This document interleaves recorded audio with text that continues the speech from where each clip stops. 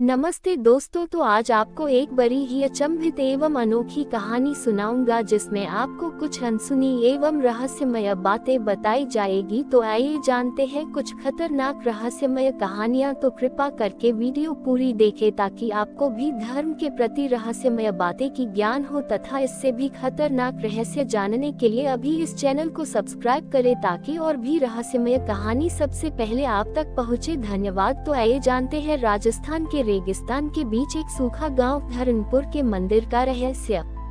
धरनपुर एक ऐसा गांव था जहां 100 साल से पानी की एक बूंद भी नहीं गिरी थी। लोग मानते थे कि यह ईश्वर का श्राप है।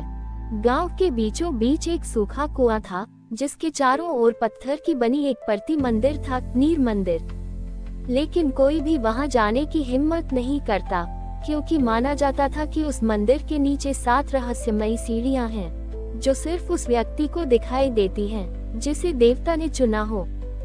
गांव की प्यास से तड़पती धरती पर एक दिन एक अनाथ बालक पैदा होता है, एकांश। वह ना रोता है ना हंसता है। कहते हैं जिस रात वह पैदा हुआ मंदिर की घंटियां अपने आप बज उठी और सूखे कुएं से एक बूंद पानी टपकी। गांव की एक वृद्ध महिला उसे पालती है। वह बालक धीरे धीरे बड़ा होता है पर उसकी आंखों में हर समय एक रहस्यमय गहराई होती है, जैसे वह इस दुनिया से परे कुछ देखता हो। एक दिन एकांश को सपना आता है, एक महिला सफेद वस्त्रों में लिपटी मंदिर की सीढ़ियों पर खड़ी होकर कह रही है, जल केवल बाहर नहीं भीतर भी सूखा है। सत्य वहाँ है जहाँ नीचे उतरने का साहस हो। सुबह उठकर एकांश मंदिर की ओर निकल पड़ता है। कुएं की मुंडेर पर खड़े होकर वह प्रार्थना करता है और तभी पत्थर अचानक खिसकते हैं और एक गुप्त दरवाजा खुलता है। उसके सामने नीर मंदिर की 7 सीढ़ियां प्रकट होती हैं। हर सीढ़ी एक आध्यात्मिक परीक्षा थी। पहली सीढ़ी मौत, जहां उसे अपनी आवाज खो देनी पड़ी। दूसरी सीढ़ी भय, जहां उसे अपने सबसे डरावने अतीत से सामना करना पड़ा। तीसरी सीढ़ी माया, जहां उसे उस जीवन का दृश्य दिखाया गया जिसमें वह राजा था। चौथी सीढ़ी त्याग, उसे अपनी पहचान छोड़नी पड़ी। 5वीं सीढ़ी वेदना, उसे गांव के लोगों की पीड़ा को अपने भीतर महसूस करना पड़ा। 6ठी सीढ़ी सत्य, जहां उसे अपनी आत्मा का असली रूप दिखा। 7वीं सीढ़ी समर्पण, उसे खुद को पूरी तरह ईश्वर को अर्पित करना पड़ा।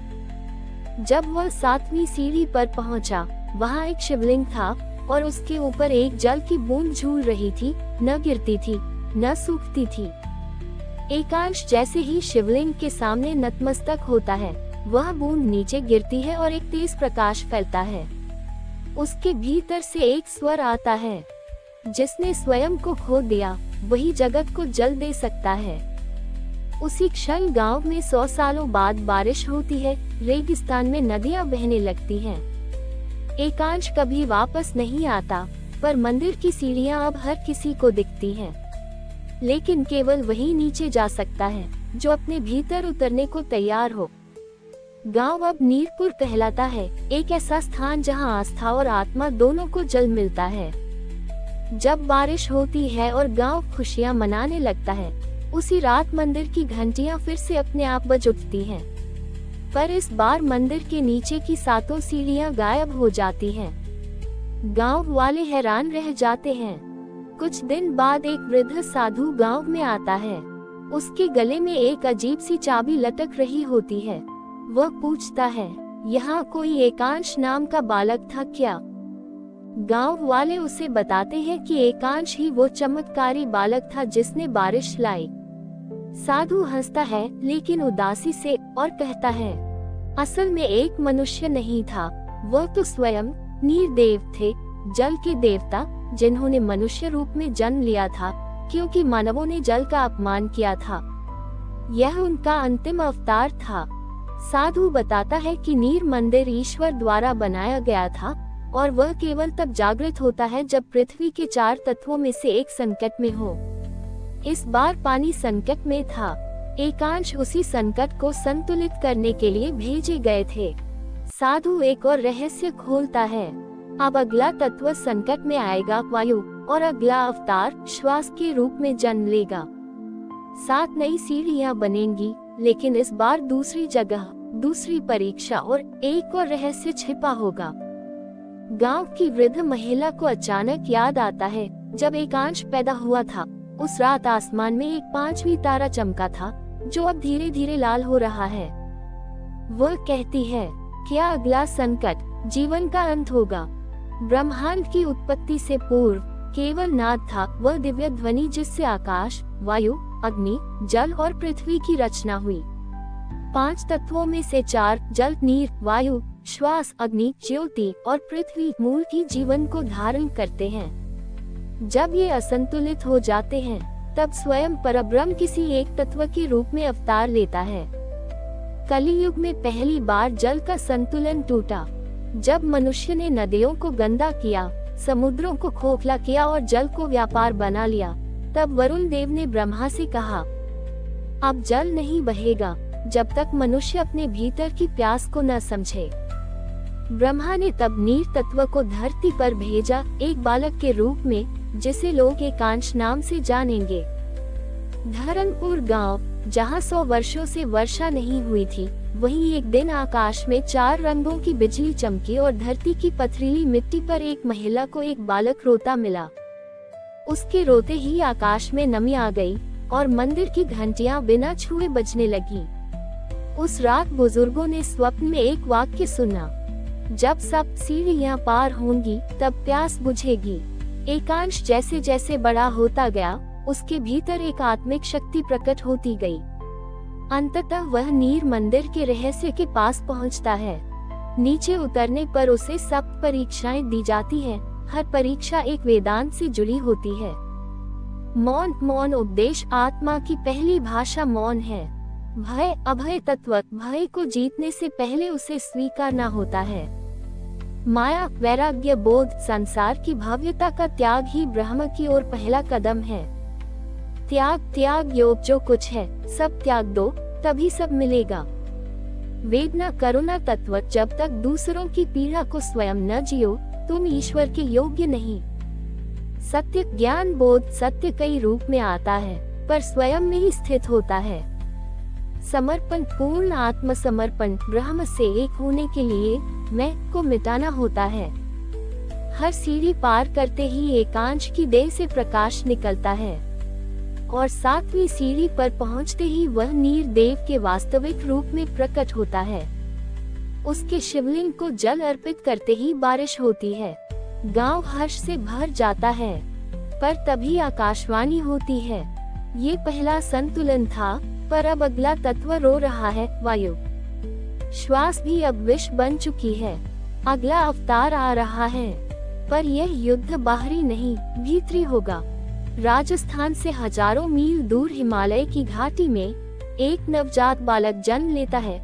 उसका पहला श्वास लेते ही पेड़ झुक जाते हैं, पक्षी मौन हो जाते हैं और आकाश में एक काले बादल की आकृति बन जाती है, मानव फेफड़े की तरह। बुजुर्ग साधु कहते हैं, वह श्वास नहीं लेता, श्वास को बनाता है। ये सिर्फ एक धार्मिक कहानी नहीं, बल्कि एक आध्यात्मिक चेतावनी है। जब जब मनुष्य प्रकृति से विमुख होता है, तब तब परम तत्व स्वयं को प्रकट करता है। पर वह युद्ध तलवार से नहीं, आत्मा से होता है।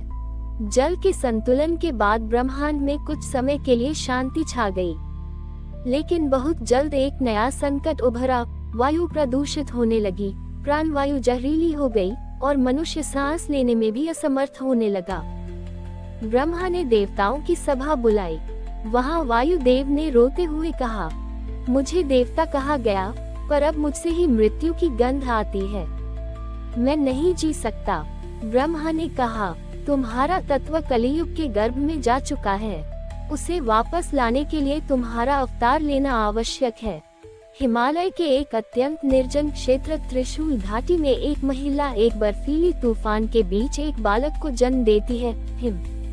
उस बालक की पहली सांस के साथ ही तूफान रुक जाता है, पेड़ों की शाखाएं उसी दिशा में झुक जाती हैं और दूर कहीं श्वास मंदिर की घंटी बज उठती है, एक ऐसा मंदिर जो सदियों से बर्फ में दबा था।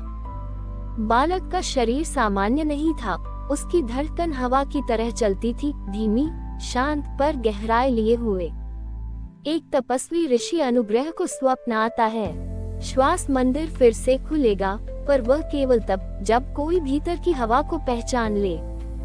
वे हिम को अपने साथ ले जाते हैं और उसे वायु विज्ञान नहीं बल्कि वायु तत्व की साधना सिखाते हैं। प्राणायाम, मौन ध्यान, सूक्ष्म चेतना। हिम बड़े होते होते ऐसे स्तर पर पहुंचते हैं जहां वह बिना सांस लिए कई घंटे ध्यान में रह सकता था। उसके शरीर से जब वह सांस छोड़ता तो हवा सुगंधित हो जाती।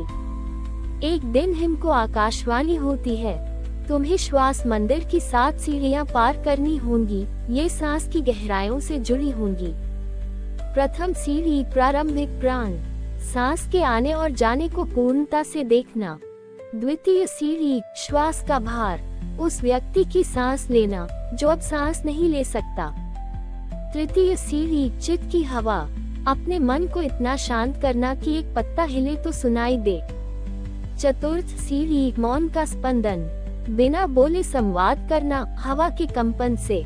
पंचम सीढ़ी प्रदूषण का ग्रहण, सारी दूषित हवा अपने भीतर समा लेना और फिर उसे शुद्ध कर बाहर निकालना। षष्ठी सीढ़ी संकल्प वायु, सांस को इतना स्थिर करना कि वह इच्छा शक्ति से नियंत्रित हो। सप्तमी सीढ़ी ब्रह्म श्वास, एक ऐसी श्वास लेना जिसमें आत्मा और ब्रह्म एक हो जाएं। हिम जब 7वीं सीढ़ी पर पहुंचता है तब वह वायुदेव के दिव्य रूप में प्रकट होता है। उसके हर श्वास से मंदिर के भीतर ओम की ध्वनि गूंजती है।